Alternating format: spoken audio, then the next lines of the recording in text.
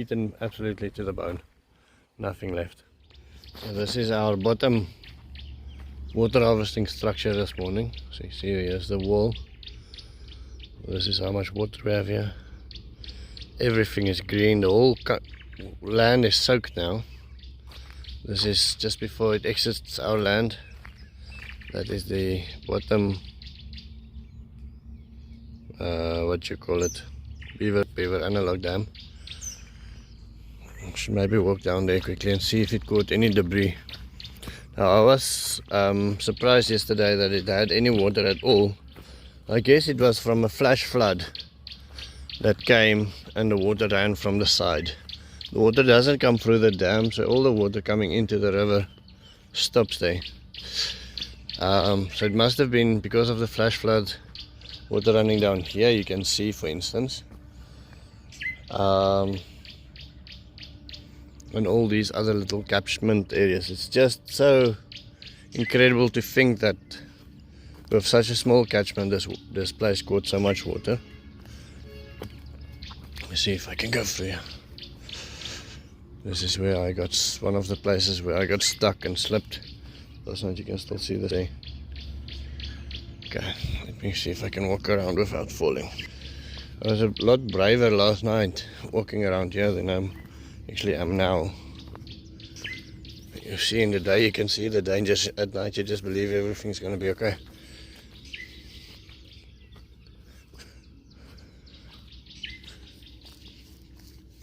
Yeah, so there's not really any debris.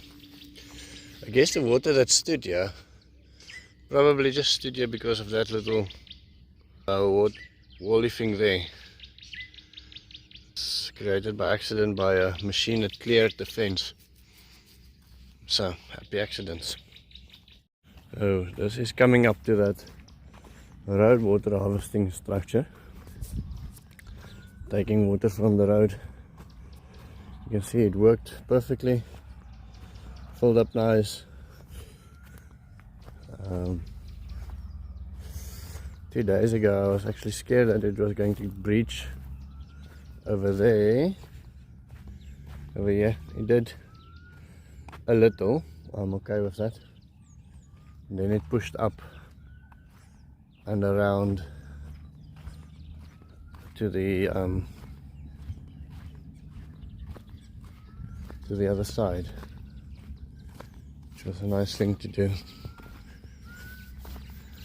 And this washed close, so we'll have to close this up a bit, or fix this a bit. See the debris that washed up here. Yeah, this is nice. Okay, so we came around. This is the backside of the African Smiles, the friendly forest. Those pits over there.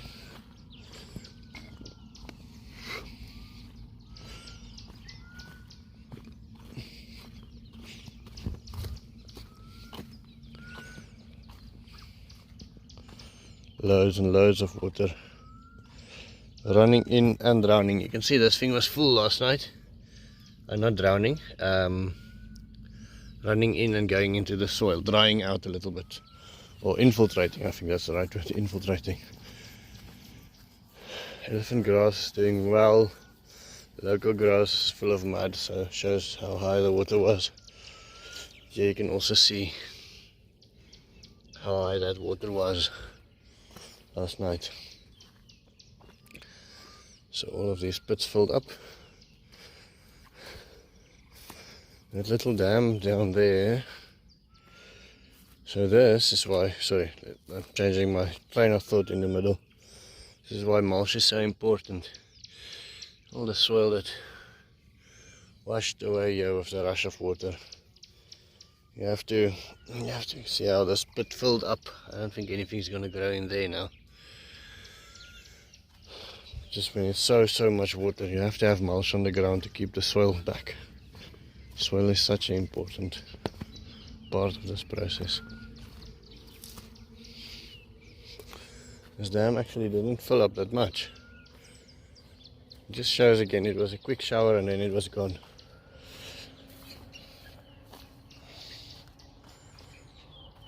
Môre Simon, jy lewe nog?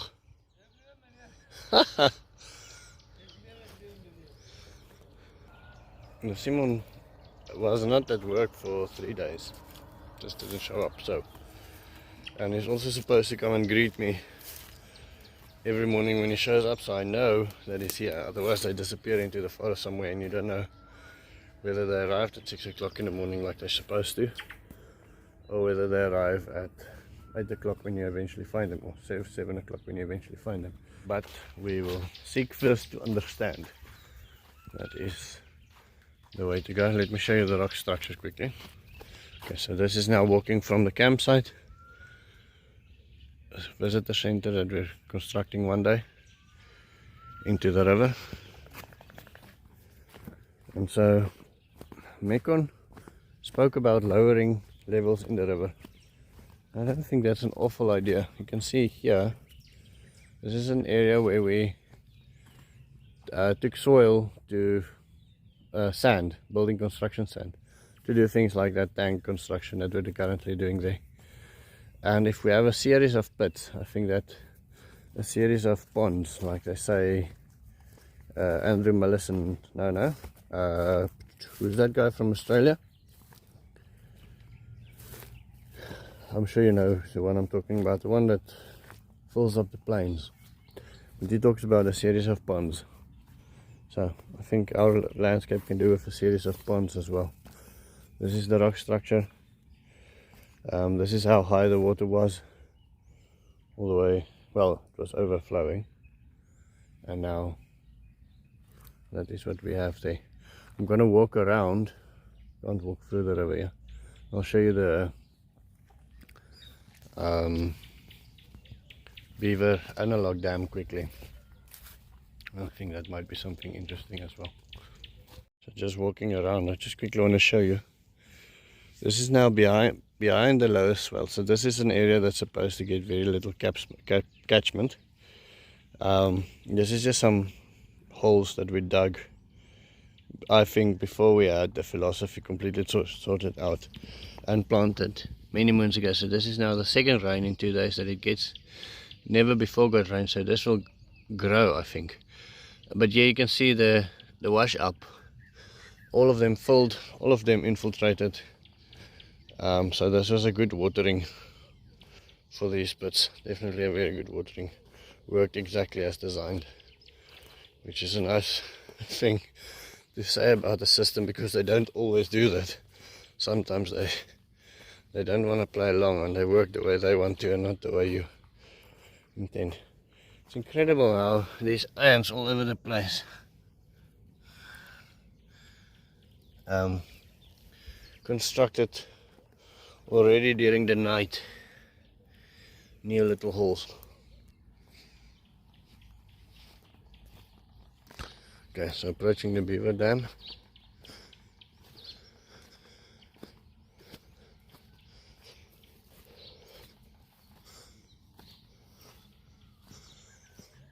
Here the woodpecker in the dead tree. I wanted to cut that tree down and use it, and then my wife, no, she likes it. She likes having that dead tree in the river, so we kept it. And now you can hear it's got its own biology in there. Here's the woodpecker making a nest.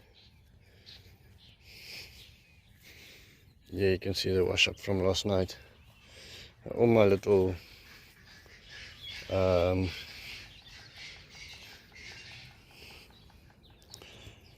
what do you call these trees? There's one. I thought they would have died. They made it. That one looks fantastic this morning. Lucina. Oh, Lucina. Some of them made it, which is fantastic. I still see river structures as Lucina walls that you cut down and lay them down and cut down and lay them down and cut down and lay them down, like a self-replicating beaver dam. Well, not self, yeah, you still have to cut it down, but a beaver dam that creates its own trees that you can just cut down and continue with it, and level the river that way, like these ponds, and have the water then breach into the plains. This is below the bottom swale. I'll call it a swale now, but it isn't obviously yet. It is the planned swale. It's amazing how much objection I got to building this swale to start off with. People telling me I've wasted my time and money. Let me just see if I cannot get rid of the sun, but you see how much water was captured here. And over there. This is so great.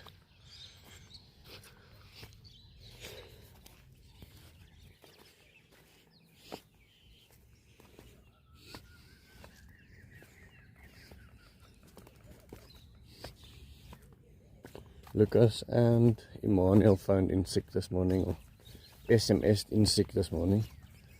Lucas says he's got stomach problems, and Emmanuel says he's got back pain. So yeah, this is now one of the washes, and it doesn't have a lot of catchment. That's the top swale there, but you can see how much water was captured in here. Now this is without the help of the top swale, without the washing in of the top swale. It caught that amount of water already. So this is already 10 or 20,000 liters of water that went into the soil here. And here, if only the soil was built, finished, but you can see how that filled up. That one filled up thousands of liters.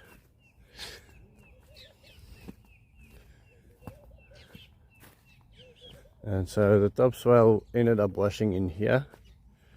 You can see how high that washed up actually, and then filled up all of this, and then it ran over there. So tens of thousands of liters isn't the right description. I think maybe hundreds of thousands of liters went in here.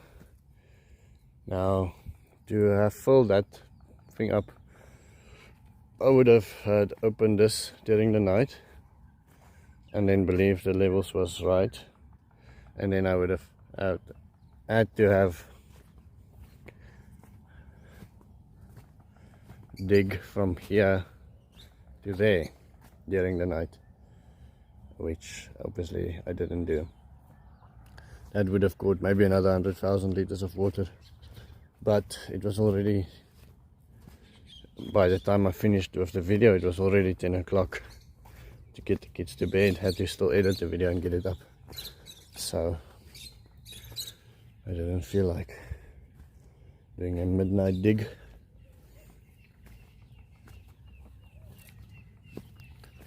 Yeah, okay, so this ended up being the overflow then, the unplanned overflow. And you can see this is where it ran down. What previously would have been the wash, and ran down into the river. This over here is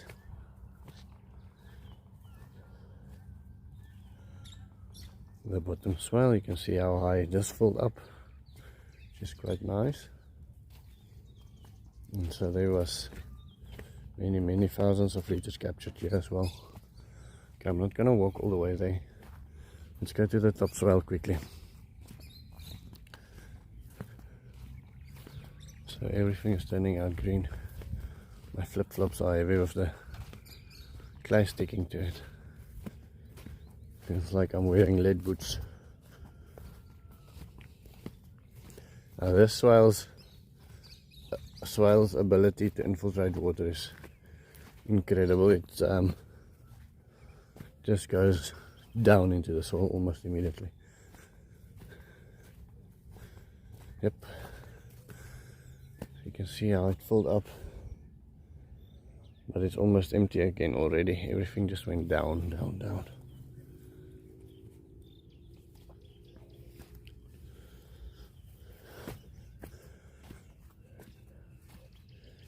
Now this is that Devil's Spillway. Water from the swale falls into this ditch here, and then it runs through the cornfield. Doesn't look like it did too much damage to the cornfield. But planting corn on the spillway is probably not the best idea. It would have probably been better off with native grasses like here. If all of that was filled with native grasses.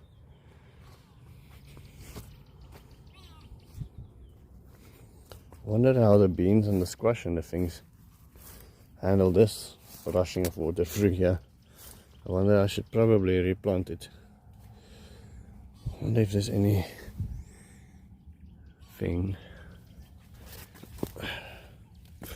Now that's now the trick. Do you double plant it? Or how do you see what came up, what didn't, or what was about to come up? How do you know you're not double planting it? So right now I'm driving towards Lucas's house. Lucas just sent me an SMS this morning to say that he's sick, and I can't get hold of him, but the municipality called me and they said they want to do an inspection at his house to see if we can't transfer the paperwork to his name. So I'm driving there as fast as I can. They called me and said, listen, we're in the area, so you have to come now. No, not an hour before or something. Basically, we are waiting for you already, why aren't you here? Kind of thing. So I'm driving there as fast as I can, and I'll give you some feedback quickly once I'm there. Also show you his place. So there the municipality goes. Now, Lucky, how are you feeling? Big problem. So seems like there's two possible scenarios. The one is that this is a legal erf. It does exist on the system. In that case, they will put it on his name, no problem. The alternative is they will find out that this whole structure has been built here illegally, not by Lucas obviously, but by previous people, and then they will put his name on the system. This will belong to him, but he will be forced to move within a year or two to another piece of land that's empty. He will lose the structure, he will lose everything. Everything will be demolished by the municipality, and he'll be moved to a clear, flat earth with nothing on it. So, all thumbs. Let's see what happens. We should have a clear answer before, I guess, middle next week. Amazing to think that just on the other side of town we received so much rain, and on this side basically nothing has fallen. Okay, so we also started building the foundation that's out for the water tank today. Ruben and Immo is not professional plumbers, so we're all learning as we go. Professional builders, so we're all learning as we go. But very often the worst thing that can happen is you just break it down and you start again. So that's not that bad. I couldn't find any of the builders that I like, and very often the builders that I like isn't much better than Ruben and Immo. So that's the other Imms, the other Immo. So there's two Immo's. That Immo and Ruben is the ones that's normally helping me with handyman work at my work. So we go and fix people's geysers, and we go change door locks and put up burglar bars and fix lights and things like that. Those two are mainly responsible for those kinds of works, and they're very good with problem solving. They can, if they haven't done something before, then they're very willing and able to learn on how to do it. Alright, then Beshy asked that we spend time and money on the swale. So we actually made a tremendous amount of progress today. I brought in 4 guys. They were working most of the morning on the swale, and then now after lunch we split them up, and 2 of them are helping Simon plant, and the other ones are still continuing with the swale. But you can see a tremendous amount of soil that's been lifted here on the left hand side. Let me just show you quickly. So if we only did this a week ago, we would have caught another 100,000 liters. That was the the spillway last night. Okay. Simon and the guys have planted this area here. And then they moved over here. And then, okay, this isn't great yet, but it's okay.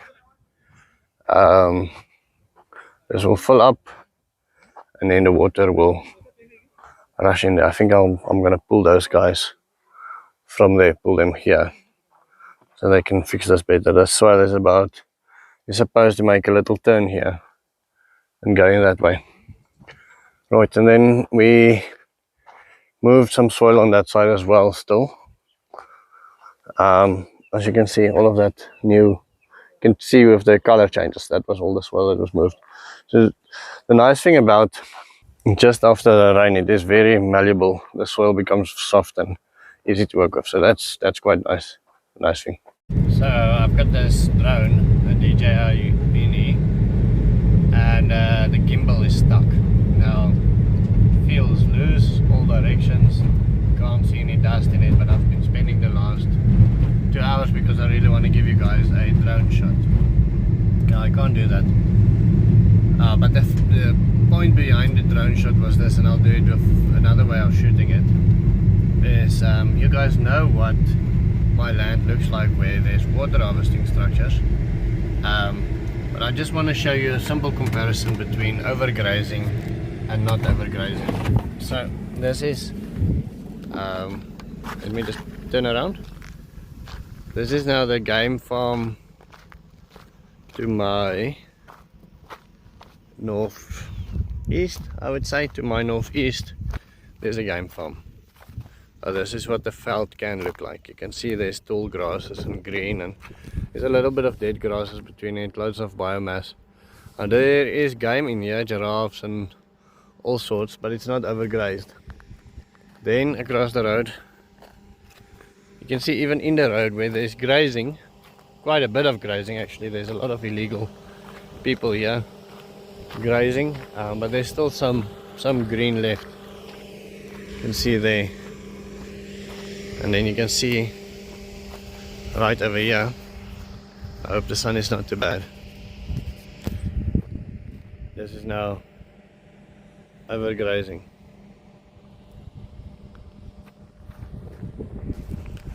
I want to show you an example on my land as well. Now I am the very first person to admit that our land was overgrazed by us, and we were thinking about how to fix it without getting rid of the animals, and at the end of the day we just decided, you know what, we're never going to be able to recover this land if we keep on going like this, and so we got rid of the animals. Now this is our land, half a season into not overgrazing. There is a swale there in the back, but it doesn't have an effect I think on this land here. This is busy in recovery.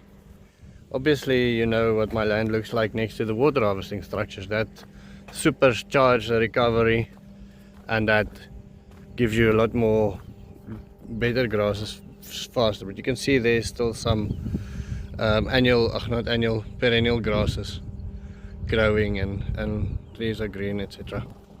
Okay, then I want to take you to the neighbor on my southwest. I'll try to put Beshy's map in the description, the newest one on the Google Maps, just so you can get a better idea. But when you see these things from the sky, then that also gives you a much better idea on how cool it looks. Sorry, I need to switch off this flicker. Let me turn the camera around. Okay, so my land on this side, overgrazed on this side. This is the other land that I showed you, but I want to show you this guy's land, these people's lands here. You can see even in the road there is some greenery popping up. You see the amount of water that rushed over the road here. This is all erosion. It's so bad that you have to slow down.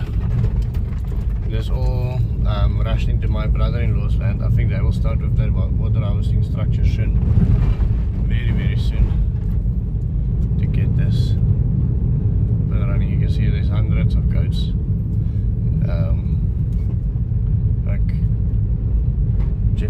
yeah, Jeff Lawton said, like maggots taking off the flesh of the earth.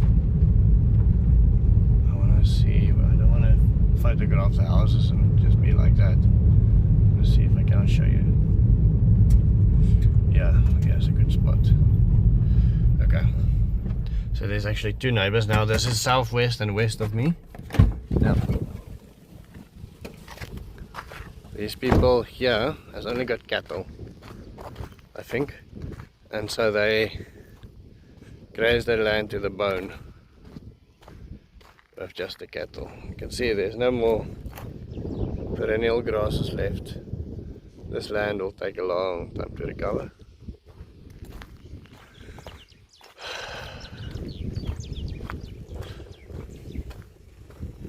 My neighbor with the two dams is thinking of selling his land. He's got a house on there and a borehole and so on and so on. But I think the price is going to be a bit steep. It's about 3 million Namibian dollars, which is quite a lot of money.